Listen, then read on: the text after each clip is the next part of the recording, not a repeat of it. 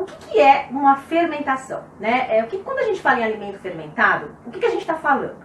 A gente está falando de um alimento, né, que ele, em contato, né, no caso aqui que a gente vai falar, com o açúcar, né, e com o micro-organismo, tá? Ele vai fermentar.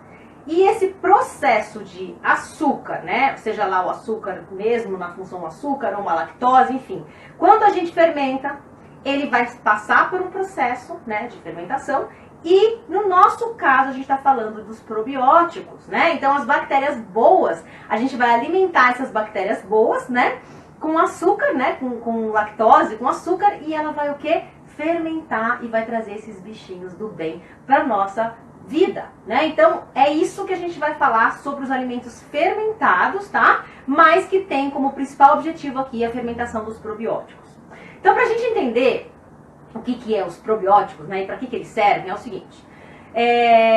Na nossa flora intestinal, a gente tem aí muitas bactérias, né? Tanto as bactérias nocivas, quanto as bactérias boas.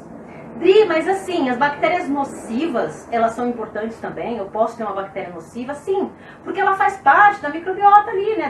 Daquela função lá do nosso sistema digestivo e intestinal. Então, tudo aquilo é um intestino que vai estar ali dentro esses bilhões de bactérias, e esse equilíbrio entre as bactérias do bem e do mal, eles são importantes, tá?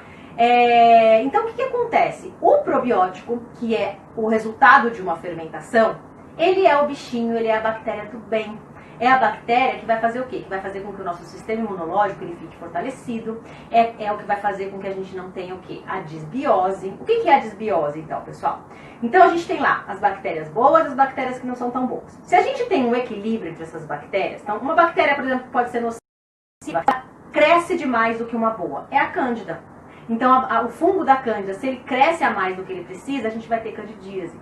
Então, por isso que, assim, é importante a gente ter a cândida no nosso organismo?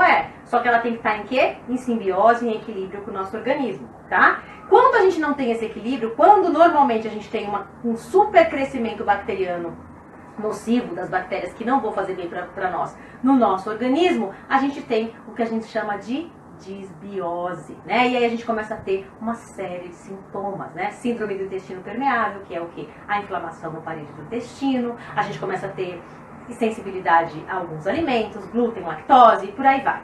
Então é super importante que a gente tenha o quê? Que a gente tenha uma fabriquinha, né, de preferência natural, desses probióticos, né? E uma das maneiras da gente conseguir essa fabriquinha dos probióticos é o quê?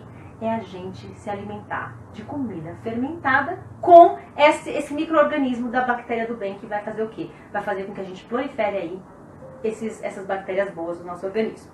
Tá claro, pessoal?